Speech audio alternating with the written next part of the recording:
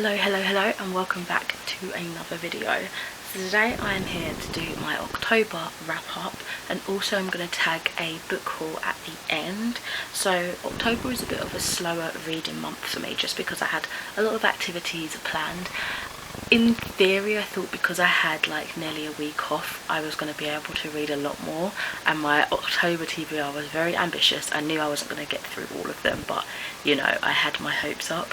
But I was out and about, living life, doing lots of different activities, as I say, so I just didn't have any time really to hunker down and read, and my cat keeps going under the tripod, I don't know why. Anyway, so in total I read 6 books, so not bad at all. Any books is good books to me, any amount of books shall I say, but it's definitely a drop from like the previous months. Pretty much all year has been quite high of late, but still 6 books. Let's get started. You would have already seen my little snippet of kind of stats and stuff, so let's just get straight into the books and their reviews. So the first book I finished in the beginning half, I think it was like the very first day, so it was like the tail end, a couple of pages I had left that I just couldn't complete in September, and that was Robert Holdstock's Mythago Wood, and this is the first in a series of books centering around this kind of mythical wood where your mind can generate these mythical legendary beings of folklore, Celtic times, what else have they got in there, like Arthurian times, there's Robin Hood characters, that sort of thing.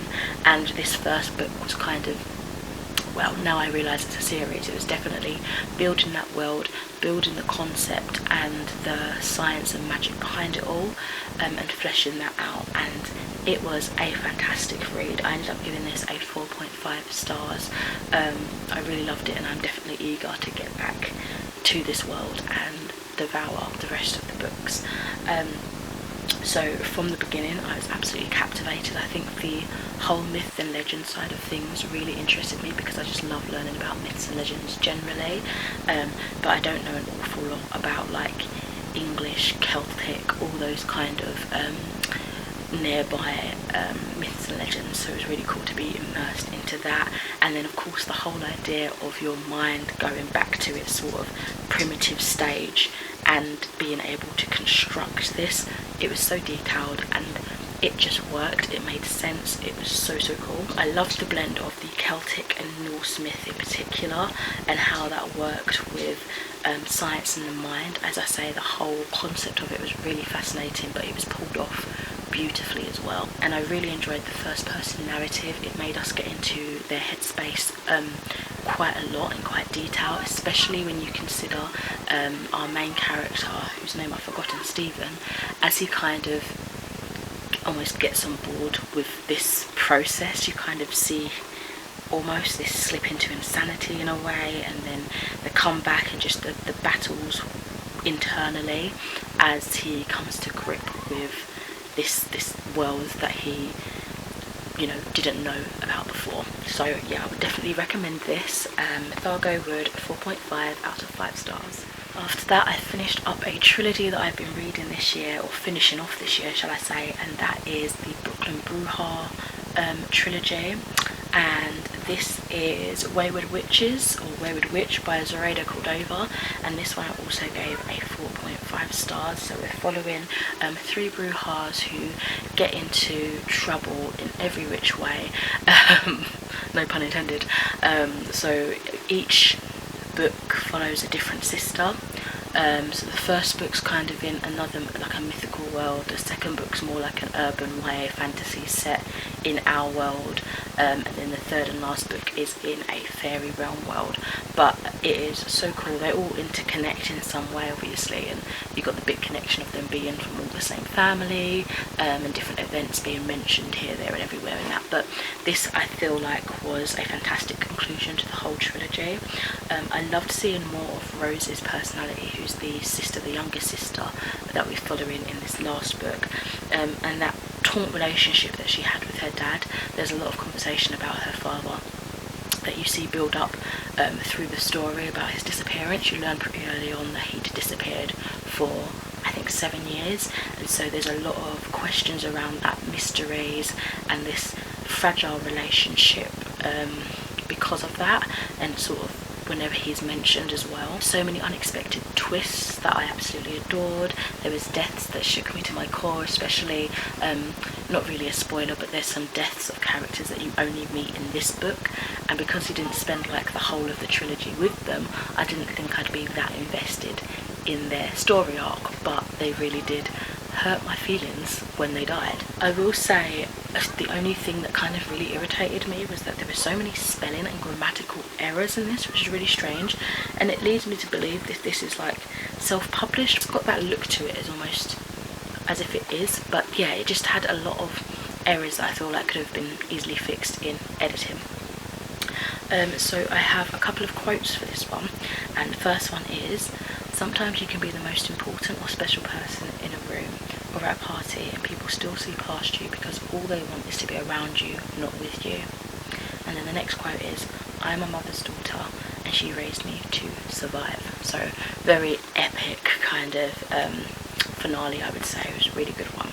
Next up, I have an audiobook that I listened to through my library service, and that was His Name is George Floyd, One Man's Life and the Struggle for Racial Justice. And this one I gave a 4 out of 5 stars. I mean, the title says it all. It's taking you back to the scene of George Floyd's murder, but it goes into so much more depth than I was actually expecting, and because of that, I think it just really added that extra oomph to the whole, like, Black Lives Matter movement, the whole racial injustice conversations, all of this, the activism. It just really pushed even more to me personally. I wouldn't say it's just a book on social justice. It goes into so much more depth on various things, but all obviously connected to racial social justice. I'm not expecting so much depth regarding George Floyd's life, but I loved how that removed the anonymity that you sometimes fall into when you've been a victim of something. It kind of, they remove your personhood in a way, and you are just kind of like another number. So this kind of really put back that this is an individual who was murdered. Let's build him back up again and get to know who he was as a person before this tragedy happened, and I really loved that. I think the creators of this book did such a thorough job researching all the depths, because it even went into his like ancestors. It talked about like the slave trade, it went into other cases of police brutality, and oh my gosh, it was so detailed. It was an amazing read and an important, necessary read, I would say. After that, I completed an ebook, and this was a ARC copy from Book Sirens, and it was an anthology series called Skybreaker, Tales of the Wanderer by Lee C. Conley and various other authors that included a story in it. And this one I gave a 4 out of 5 stars. I really did enjoy the concept of it all, because we are focusing on, it's kind of like portal magic. In each story it focuses on a rift or a tear in the sky, and you have this one central character who's mainly referred to as the Wanderer, who props up, and he's got this kind of, I wouldn't even necessarily say evil, he's just got an energy about them, and it manifests in a way that's not always comfortable.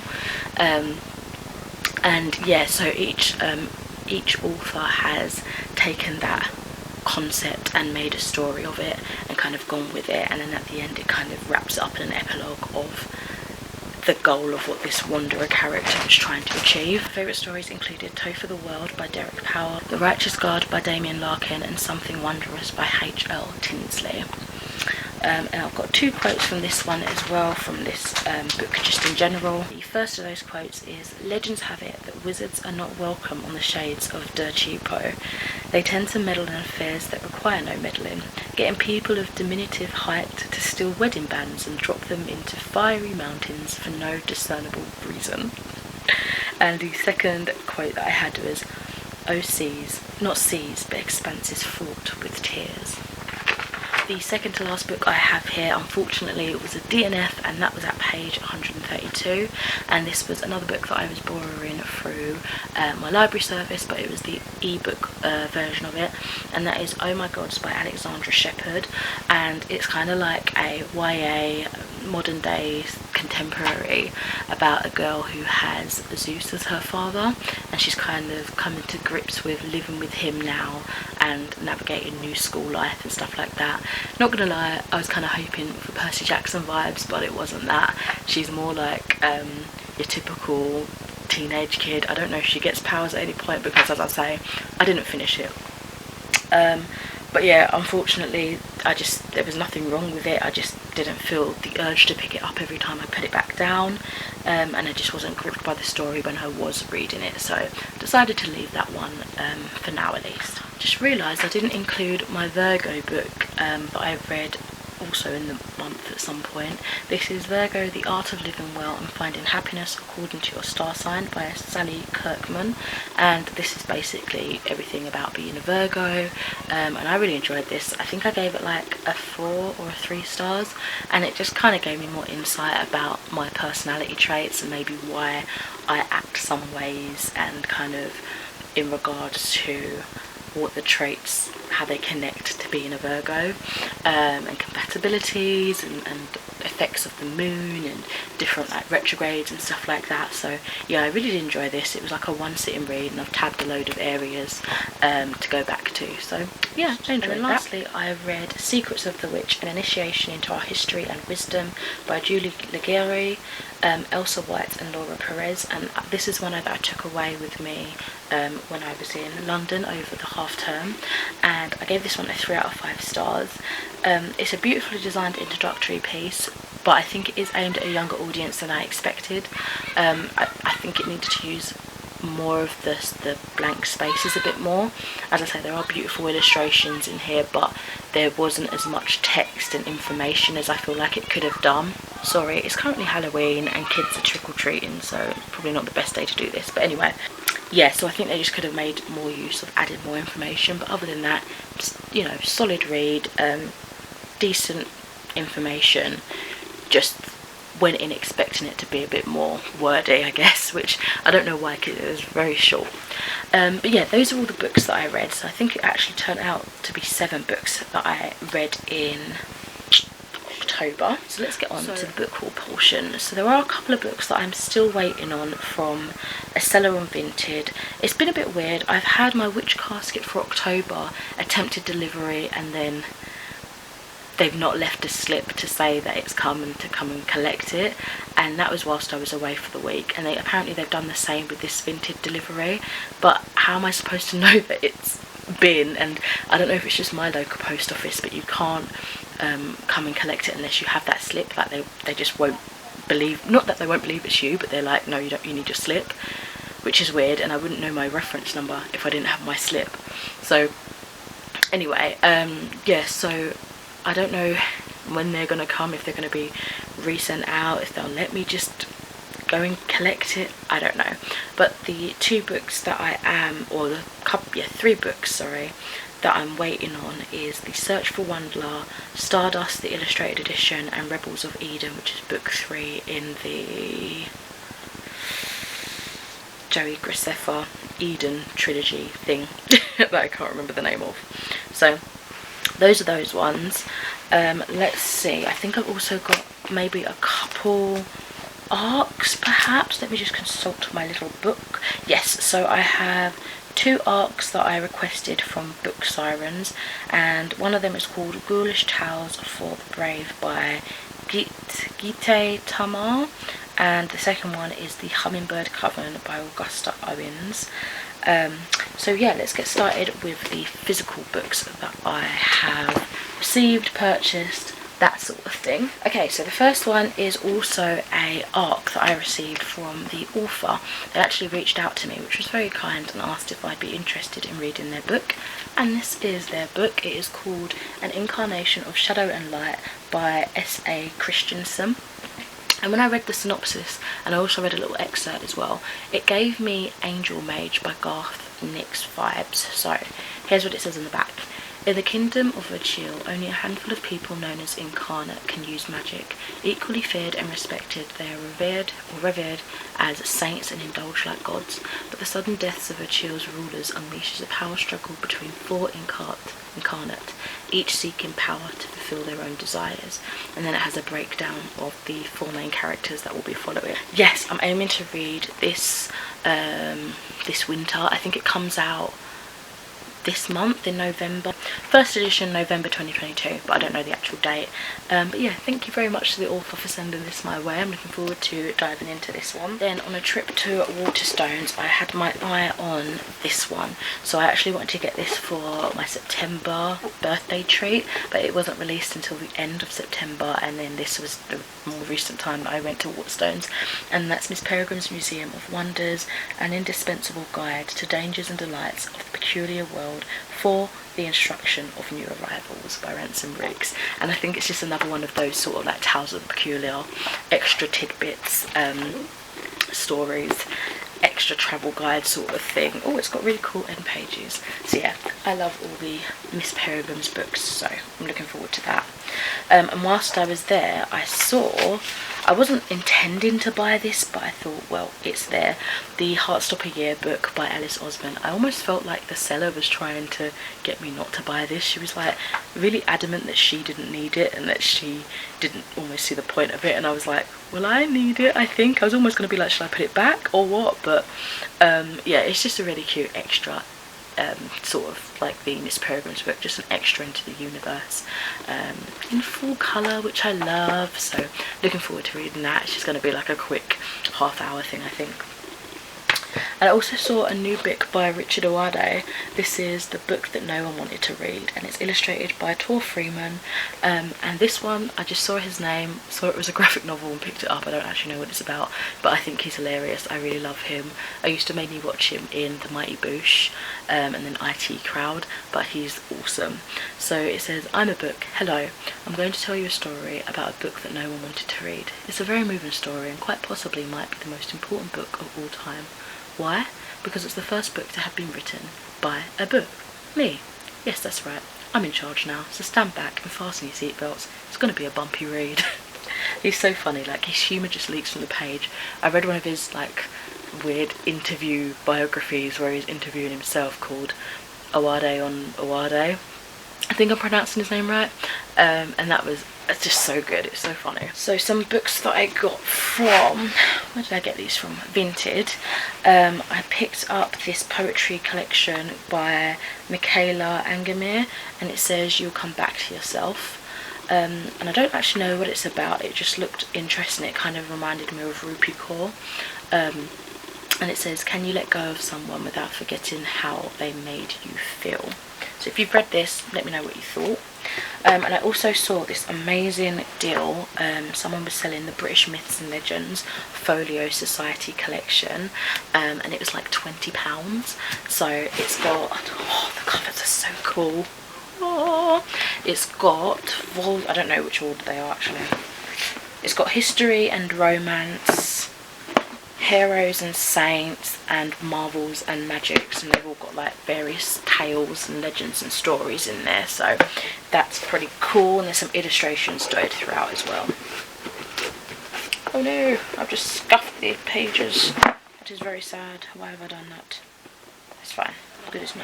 So from another couple of sellers, I got another Junji Ito, and you'll see more Junji Ito in a bit. This one is No Longer Human, and I didn't know it was so massive, and for some reason, for the longest time, literally until I got it, I thought it was like a written, like a regular like prose kind of book, but no, of course it's a manga. I don't know why I thought that. So yeah, I don't actually know what this one is about, so let's see. Mine has been a life of much shame. I can't even guess myself what it must be to live the life of being a human. Plagued by a maddening anxiety, the terrible disconnect between his own concept of happiness and the joy of the rest of the world, Yozo Oba plays the clown in his desolate life, holding up a mask for those around him as he spirals ever downward, locked arm in arm with death. Osamu Dazai's immortal and supposedly autobiographical work of Japanese literature is perfectly adapted here. into a manga by Junji Ito.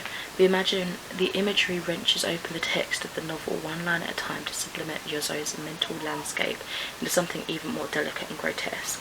This is the ultimate in art by Ito, proof that nothing can surpass the terror of the human psyche. Ooh. That sounds interesting. Okay, honestly, I just collect everything Junji Ito, as you'll see in a second. I picked up another Han Kang book. I read The Vegetarian maybe around 2017, 2016, and I've been meaning to read more of her works since then. So I got the white book, and again, I didn't really know what it was about. So it says, the white book is a meditation on colour, beginning with a list of white things. It is a book about mourning, rebirth, and the tenacity of the human spirit. It is a stunning investigation of the fragility, beauty, and strangeness of life. I think it was written in mourning, like of a time, I want to say I heard that her sister or something was ill. I might be completely wrong, but yeah, I'm interested to see where this goes. And I picked up this as well. This is Roald Dahl's Madness, Tales of Fear and Unreason. It's a collection of short stories, and this is his adult works. I've read Cruelty, really enjoyed that, and I have Deception, I believe, and there's a fourth one in this collection called Lust, and now I have Madness. So yes. And then lastly, pretty much all Junji Ito. When I was in London, there's a shop in Soho called Gosh Comics, yeah, and I went to town in there, so I got a load of comics, a load of manga. Let's just whiz through these. So for the Junji Ito stuff, I got Black Paradox. Is this upside down? Yes, it is. Black Paradox. 4 people intent on killing themselves meet through the suicide website Black Paradox. They wander together in search of the perfect death, fatefully opening a door that leads them to a rather bizarre destiny. Just reminds me of a film that I've wanted to watch since I was a teen, which I cannot remember the name. I wonder if it'll be similar. Then there is Love Sickness. Ryosuke returns to the town where he once lived when rumours begin swirling about girls killing themselves after encountering a bewitchingly handsome young man. Lastly, for Junji Ito, I have The Dissolving Classroom. I strayed away from this one just because I thought it was like a series, but it looks like it's just this one manga. And it says, a pair of twisted siblings, Yuma, a young man obsessed with the devil, and Chizumi, the worst little sister in recorded history, cause all sorts of tragic and terrifying things to happen wherever they go. These scary short stories will shock you with a literal interpretation of the ills that plague modern society. I just love the covers. They're always so very telling of the content that's about to be inside. And then I picked up volume 4 of Assassination Classroom. I read the first 3 volumes. Like, I don't know if was it even this year? I can't remember, but I found them on Vinted and I just read them back to back and loved them. And I've kind of been holding out trying to see if I can find the rest for an affordable price, but then I saw this and I just picked up volume 4. So yeah, I'm gonna get back into this shortly. And then I have a couple of comics that I've been wanting to read for a little while. I have Witches. And it says, when the Rooks family moves to the remote town of Litchfield, New Hampshire, to escape a haunting trauma, they're hopeful about starting over, but something evil is waiting for them in the woods just beyond town, watching from the trees, ancient and hungry. You can tell I was in a very Halloween spooky mood. Then I have Something is Killing the Children, Volume 1.